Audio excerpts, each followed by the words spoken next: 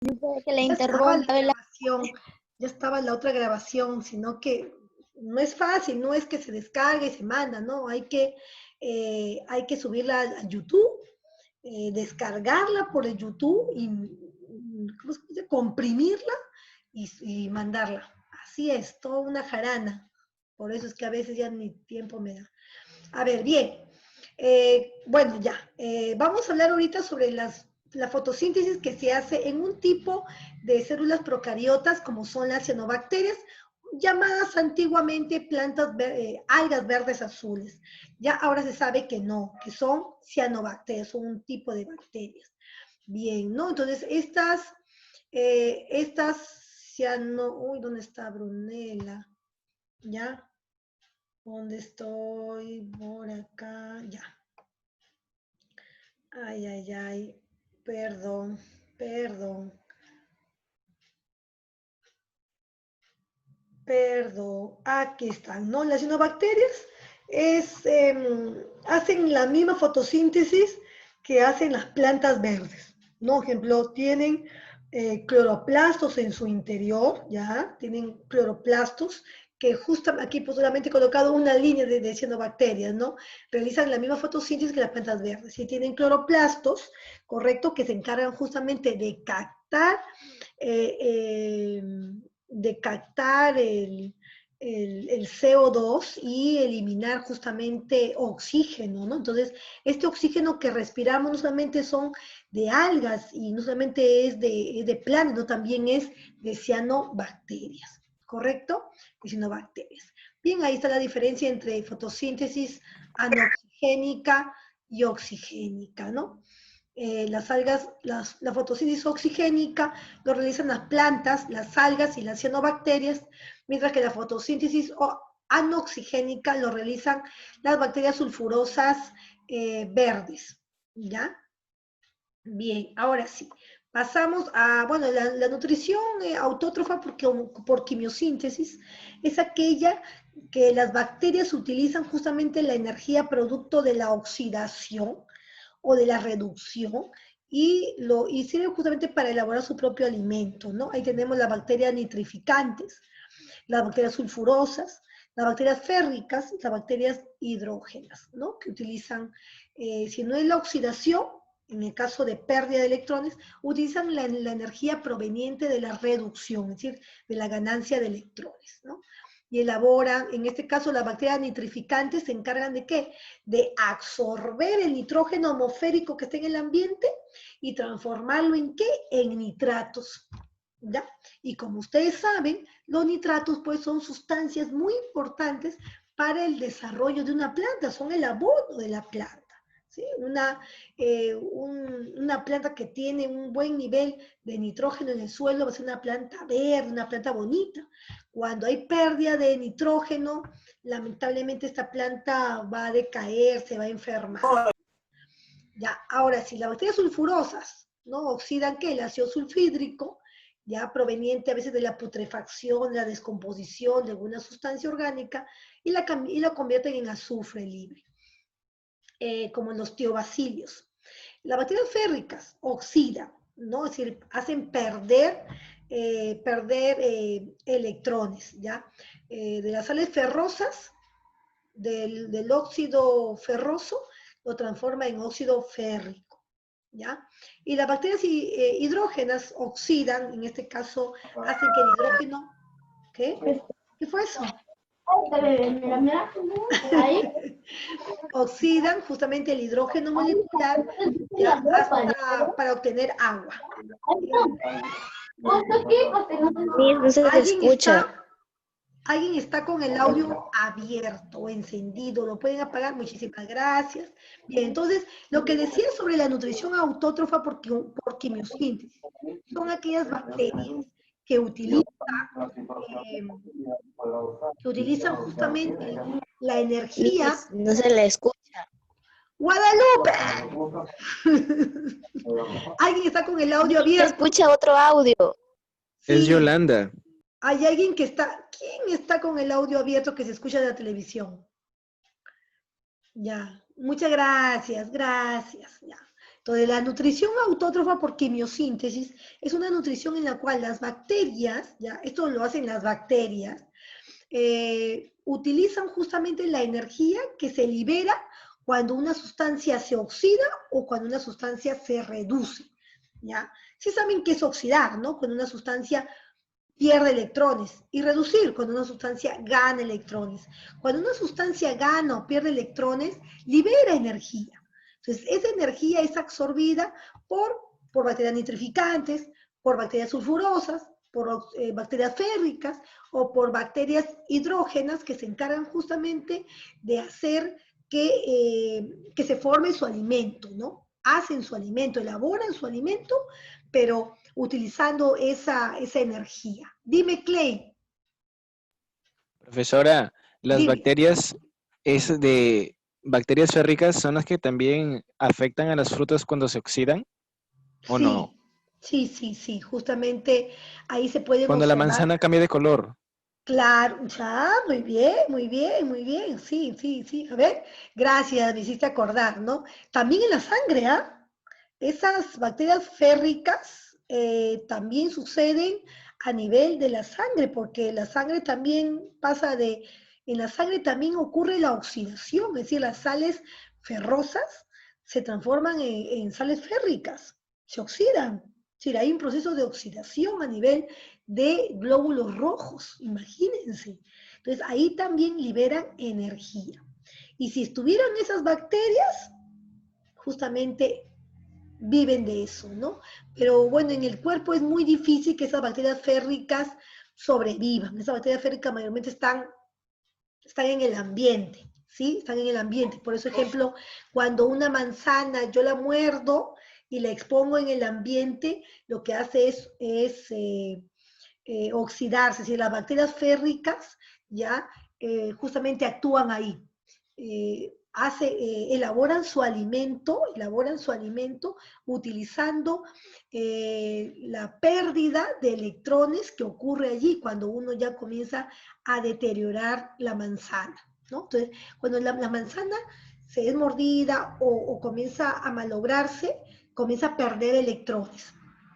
Y aunque ustedes no se den cuenta, porque la ven ahí la manzana bien bonita, ya está que libera energía, producto de esa oxidación. Entonces esas bacterias férricas se aprovechan de eso para justamente poder elaborar su propio alimento, ¿cierto? ¿No? Entonces, ejemplo, las más ¿Y se conocidas son pierde las la bacterias vitamina? nitrificantes. Son bacterias, dime, Yolanda, dime. Mis buenas tardes, disculpe. Supongamos en el caso que las bacterias férricas entren en nuestro cuerpo, ¿qué sucedería? ¿También se oxidaría partes de nuestro cuerpo? Es que como te digo, a ver, aunque ustedes no crean, ya en el cuerpo casi de todos los animales, ocurre la oxidación. Es decir, ocurren reacciones de óxido-reducción en nuestro cuerpo. ¿Sí? Un ejemplo de ese tipo de proceso de oxidación es cuando la sangre cambia de color, cuando la sangre estaba media azulina y se transforma en rojo, ¿no? ¿Debido a qué? A cuando las sales ferrosas, ya cuando las sales ferrosas se transforman ¿en qué? En sales férricas. ¿Dónde encuentro eso? En la hemoglobina. Ocurre. Ocurre eso, ¿no? Sino que, como te digo, las bacterias férricas mayormente no están en nuestro cuerpo. Ahora tú dices, Yolanda, ¿qué pasara si, bueno, por A o B motivo ingresaran bacterias férricas a nuestro cuerpo? Es muy difícil porque también hay que ponernos a pensar que nuestro cuerpo tiene muchos mecanismos de defensa. ¿Sí? Tiene varias barreras de defensa, ¿ah? No es una, son varias. Cuando un virus o una bacteria ingresa, salen un tipo determinado de glóbulos blancos y la matan. Pero como ustedes saben, no siempre sobreviven unos cuantos. Y luego vienen otros tipos de glóbulos blancos a, que es la segunda barrera de defensa, a terminar de destruir lo que había. Entonces, en el caso de que las bacterias férricas ingresen, pues ahí está nuestro mecanismo de defensa, nuestros glóbulos blancos. Pero, ¿qué pasará si de repente los glóbulos blancos no hacen bien su trabajo, ¿no? Y dejan pasar, nos traería problemas, ¿no? Nos traería bastante problemas. Entonces, podría haber una enfermedad. Entonces, nuestro cuerpo justamente produce eso, ¿ya? Células. Hay 5 tipos de glóbulos blancos que se encargan justamente de destruir todo lo que ingresa a nuestro cuerpo. Dime, Guadalupe. Miss, usted dijo que si, o sea, si una manzana así como se oxida, pasa por ese proceso, pierde su vitamina. Claro, es decir, hay vitaminas que son muy sensibles a la luz. Miss, Por ejemplo, la vitamina A es una no se me vitamina. puede escuchar bien, Miss, no sé si me puede escuchar bien, mucho entrecortada, Miss, Sí, no es mi internet. igual también, ¿quién? Jenny, la clásica del internet de Jenny. Sí, Jenny, es tu internet porque yo también te escucho entrecortado, pero cuando habla Yolanda, habla Klein, yo los escucho claro. ¿Eso qué me está indicando? Que es el internet. Oye, Jenny, ¿sabes qué? Agarra tu internet y denuncia. ¿Quién es tu operadora? Claro, Movistar. Y no le escucho, no es lo que está indicando, no es a mí, No, te escucho recontra se me está entrecortado. entrecortado. Sí, te escucho entrecortado. Se Vamos me a hacer escucha una cosa, entrecortado. querida Jenny. Ya, cualquier cosa me anotas en el chat, ¿ya? Porque yo también te escucho entrecortado. ¿Ya? Te escucho entrecortado. Mira, pues cómo he puesto escucho. Te escucho entrecortado. ¿Ya? Cualquier cosa, ¿ya? Ahí, sí. Creo que tengo que subir urgente las grabaciones porque no me está escuchando Jenny. Dime, Klein. Profesora, ese mensaje me lo envió a mí. Ay, perdón. Perdón, please, please, please.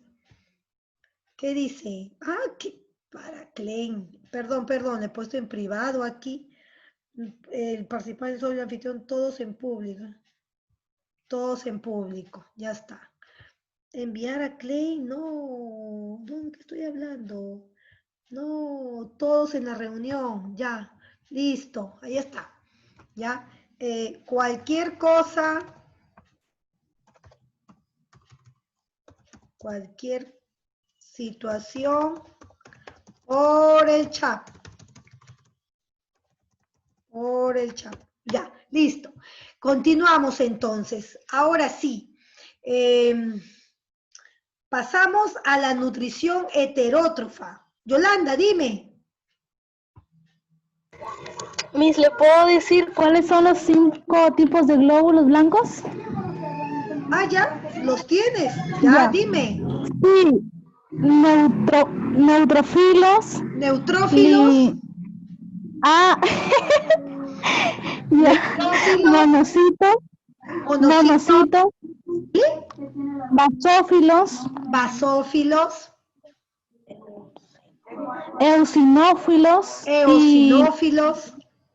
y linfócitos, algo así. Y linfocitos. Ya. Cuando un microbio ingresa a nuestro cuerpo, Corrección. el primer glóbulo blanco que sale son los neutrófilos. Ellos constituyen casi el 80% de los glóbulos blancos que existen. Entonces, los primeros que salen son los neutrófilos, y los neutrófilos se encargan de matar los primeros virus o bacterias que ingresan. ¿Sí? Correcto. Y luego viene una segunda barrera de defensa, que son los monocitos. Ya, los monocitos se convierten luego en, bueno, cuando de repente hay un virus, una bacteria que ha pasado la primera barrera de defensa y está en los tejidos, estos monocitos se transforman en macrófagos y comienzan a envolverlos y a matar el resto de virus y bacterias que han ingresado, ¿no? Los linfocitos son un tipo de glóbulos blancos que se encargan de defender más que todo a la célula. Tienen inmunidad celular, ¿sí? Celular, es decir, defienden a la célula, ¿ya? Y bueno, hay varios tipos de linfocitos. Hay linfocitos T, linfocitos B, los killer. ¿Sí saben qué significa killer, no? Asesinos, es decir, son los linfocitos asesinos que se encargan de matar de repente algunos microbios que las primeras barreras de defensa no han podido. Es toda una cosa, los glóbulos blancos. Bien, ahora sí pasamos a la nutrición heterótrofa, a nuestra nutrición. Entonces ya hemos visto cómo las plantas, a través de la fotosíntesis, forman ATP, ¿correcto? Y también glucosa como parte de su alimentación. Pero en nuestro caso, en el caso de todos los animales que tenemos nutrición heterótrofa, ¿correcto? ¿Cómo se alimentan estas células? Bien, se alimentan a partir de ¿qué? De una fuente importantísima llamada la principal fuente de energía, de la glucosa, disculpen, de la célula, es la glucosa, ¿sí? Y justamente les voy a explicar. Pero no solamente la glucosa es la más importante, pero no solamente la glucosa, es la glucosa, sino también hay otras moléculas que también ingresan para poder formar energía, como fuente de energía, pero dan poca energía comparado con la glucosa. Bien, ahora sí, comenzamos. Les explico, ¿ya? Les explico. Esta información se la voy a mandar. Aquí está todo. Sí. Acá está. Bien. ¿Lo observan este cuadrito? Van a decir, profesora. Sí, profesora. Horrible. ¿Qué es eso? Sí, miss. Sí, miss, la digestión. Sí, miss. Sí, bien. Ahora sí, les voy a explicar ese cuadrito. Ya, a ver, ¿a dónde está? Mueve. Ya, acá está. Listo. Listo, ya. Ahora sí, ya, ¿lo observan bien? Ya, bien, les explico. La glucosa, ya, cuando, ejemplo, los carbohidratos, ya, los lípidos y las proteínas que han ingresado a tu cuerpo como producto de tu digestión van a tener que ser procesados en tu cuerpo, ¿no? Si, ejemplo, tu yuca, tus camotitos, tu arroz, se va a degradar, que son carbohidratos, se van a degradar, ¿hasta dónde? Hasta obtener, ¿qué cosa? Glucosa. Entonces, los carbohidratos, las proteínas y los lípidos, cuando ingresan al proceso de digestión, como dice acá, digestión, ya se van a desdoblar, se van a partir hasta cosas muy pequeñitas. Los carbohidratos se transforman en glucosas, los lípidos se transforman en glicerol y ácidos grasos, y las proteínas, a través del proceso de digestión, se transforman en aminoácidos. ¿Quién está que le escucho? Uy, se terminó de malograr también el de Lupe, el internet. Ya, a ver, la grabación creo que va a ser la clave. Ya, entonces, ¿qué es lo que pasa? Ya, tenemos entonces aminoácidos, glucosa, glicerol y ácidos grasos, ¿sí? Bien, la glucosa, bueno, es el proceso más sencillo, ¿ya? La glucosa se va a seguir degradando para ingresar a la célula. El glicerol y ácidos grasos también van a ingresar a la célula y los aminoácidos también van a ingresar a la célula, ¿correcto? Ahora, un ejemplo, la glucosa, ¿ya? La glucosa está afuera. Cuando ingresa a la célula, ¿ya? Cuando quiere ingresar y toca la puerta, ¿ya? Se transforma en otra molécula. Se le llama gliceraldehído fosfato, ¿sí? Entonces, entra. A ver, Pérez entra. A ver, bien, entonces cuando la glucosa toca, para poder ingresar, tiene que ser transformada en una sustancia. Se le llama gliceraldehído fosfato. Este gliceraldehído fosfato automáticamente se transforma en piruvato. Por eso es que hay muchos estudiosos que no lo toman en cuenta mucho al gliceraldehído fosfato. No lo toman en cuenta, simplemente dicen, la glucosa toca la puerta, ingresa a la célula, ¿sí? Y la célula en su citoplasma manda unas tijeritas, unas enzimas llamadas exocinasas. Las exocinasas se van a encargar ¿de qué? De partir la glucosa. Si tenía por acá una glucosa, vamos a imaginarnos que esta es la glucosa. ¿No? La glucosa comienzan a entrar. A la hora que comienzan a entrar, la enzima exocinasa la parte en dos. Si la glucosa tenía 6 carbonos, ¿cuántos carbonos tendrá cuando se parten? 12. Tenía 6 carbonos la glucosa. 6. Ah, no. Se Tres, parten tres. 2. 3, Miss. Habrá 3 3. carbonos. 3, Claro, muy Miss. bien. 3, Miss. Correcto, muy bien. Está bien, está bien. Habrá 3 carbonos acá y 3 carbonos aquí. ¿Cómo se llaman esos compuestos? Se llama gliceraldehído fosfato, que automáticamente en cuestión de segundos se transforma en ácido pirúvico o piruvato. Por eso es que como el gliceraldehído realmente se forma tan rápido, es decir, muchos científicos no lo mencionan porque dicen que es confundir. Entonces, ¿qué es lo que dicen? La glucosa ingresa a la célula y cuando ingresa, la exocinasa se encarga de partirlo en 2 compuestos llamados piruvato, o ácido pirúvico o ácido pirúvico. Es lo mismo, ¿correcto? ¿Cómo se llama ese proceso en el cual la glucosa, cuando ingresa a la célula, se parte en 2? Ese proceso se llama glucólisis, ¿sí? Acuérdense, glucólisis. La glucólisis es el rompimiento de la molécula de glucosa y se transforma en piruvato. Entonces, la glucosa, cuando se transforma en piruvato o ácido pirúvico, ¿ya? ¿Qué va a formar? Va a formar hidrógenos también, pero también va a formar ATPs, va a formar 2 moléculas de ATP, ¿cierto? Bien. Ahora ustedes dirán, profesora, la glucosa y los aminoácidos de la proteína y la grasa, los ácidos grasos de la grasa, ¿qué pasó? Ya. Los ácidos grasos, ¿ya? De la grasa, ¿ya?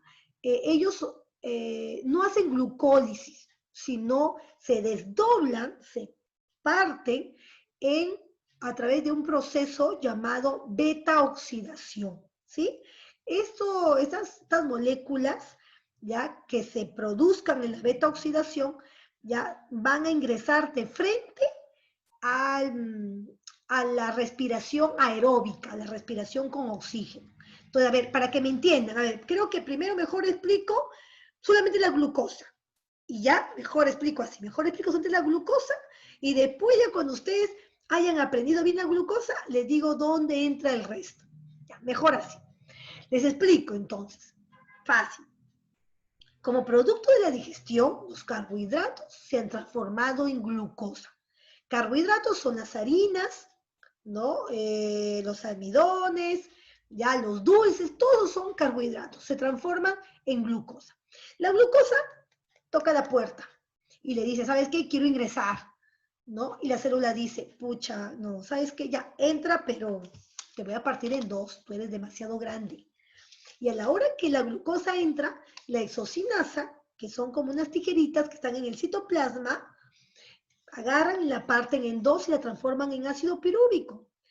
Pirúvico, pero también forman energía, es decir, pirúvico más ATP, pirúvico más ATP. Listo, ahí está. Entonces, ahora, ¿cómo se llama ese proceso por el cual la glucosa se transforma en piruvato? Se llama glucólisis. Acuérdense, gluco de glucólisis, gluco de glucosa, lisis significa rompimiento, partir, dividir. Entonces, la glucólisis es el rompimiento de la molécula de glucosa, ¿ya? Al interior de la célula para obtener ácido pirúvico o piruvato, ¿no? Y también ATP. que es la molécula de energía. ¿Hasta ahí estamos bien? ¿Hasta ahí estamos bien? Sí, profesora. Ahora, mi pregunta es, en esta glucólisis, ¿se ha utilizado el oxígeno? Piensen. ¿Sí o no? ¿He trabajado con el oxígeno en la glucólisis? ¿Sí o no? Sí. ¿Sí? No, Miss. Clay, ¿sí? ¿Sí o no? En la En glucólisis. el cuadro dice que sí. Claro, en el cuadro no. No, es que no. En la glucólisis ya no ocurre la utilización de oxígeno. Va a ocurrir después. Ahorita no. Ahorita solamente la glucosa es dividida en piruvato, nada más. Y se forma piruvato y ATP, nada más. Entonces, aquí no utilicé el oxígeno para nada. Entonces, por lo tanto, la glucólisis es una respiración anaeróbica o aeróbica. Anaeróbica. Anaeróbica, correcto. Es una respiración anaeróbica. Ya, es una respiración anaeróbica porque aquí no hay utilización de oxígeno. Entonces, como yo les había dicho hace unas horas atrás, la primera parte de la respiración de una célula se da sin oxígeno. Después ya entra el oxígeno, pero ahorita no. Muy bien. Entonces, se convirtió en ácido pirúvico y se formaron por cada piruvato, por cada ácido pirúvico, se formó una molécula de ATP. Vayan anotando su molécula de ATP, ¿ah? Hasta ahí van ¿cuántas moléculas de ATP? Van 2, ¿correcto? Dos, una de cada una porque se partieron en dos. Ya no, Yolanda, lo máximo. Sí, van 2 ATP. Ahora, ¿qué va a pasar con ese ácido pirúvico? El ácido pirúvico tiene dos opciones. Tiene dos puertitas. Y una dice, con oxígeno, y la otra dice, sigue sin oxígeno. ¿Cuál quieres? Y el piruvato dice, pucha, ¿ahora qué hago? ¿Cuál toco? Bueno, como yo estoy respirando sin oxígeno, voy a seguir respirando sin oxígeno. Y ingresa a la puerta de sin oxígeno. ¿Qué va a pasar? Cuando el piruvato se sigue degradando sin oxígeno, este proceso se denomina fermentación. ¿Correcto? Fermentación. Y aquí, cuando yo hablo de carbohidratos, van a haber dos tipos de fermentación. Puede ser una fermentación láctica o puede ser una fermentación alcohólica. ¿Qué ocurre en una fermentación voy a comenzar por la alcohólica, la más conocida. El piruvato, dime, Clay. ¿La cerveza? Claro, que te más apolio que nada, claro. Ahí tenemos... Profe, es que la cerveza y el yogur también, creo. El yogur es una fermentación láctica. Ajá. Pero, ejemplo, el vino, la cerveza, la sidra, ¿ya? El pan, son tipos de fermentación. ¿El vinagre? ¿Cómo? ¿El vinagre? Miss, el vino. El vino, el vinagre. El vino es alcohólica, fermentación alcohólica. Claro, el vino, el vinagre, la sidra, ¿qué más? El cañazo, el vino, la cerveza, el whisky, el pisco, ¿ya? El champán. El champán, el alcohol etílico que sirve para curar tus heridas, todo eso son ejemplos de fermentación alcohólica, ¿sí?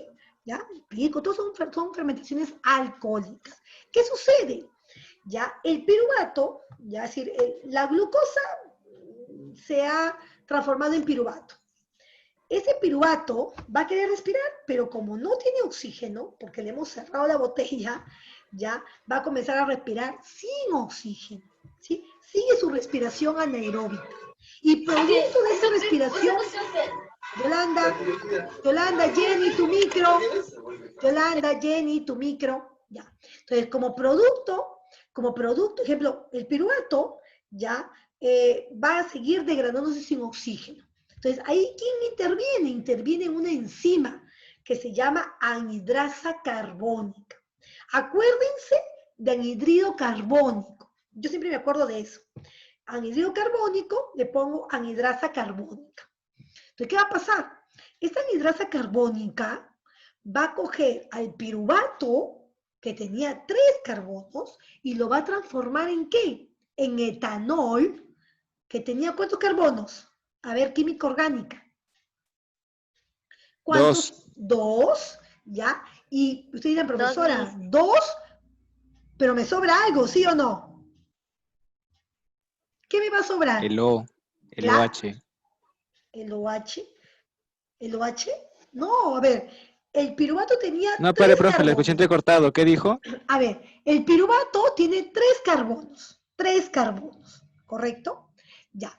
Si la anhidrasa carbónica hace que ese piruvato se transforme en etanol, que como tú mismo habías dicho, Klein, tenía 2 carbonos, ¿cierto?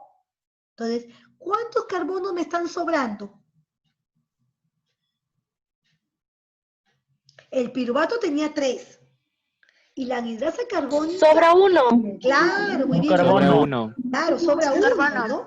Claro, porque el piruvato aquí tiene 3.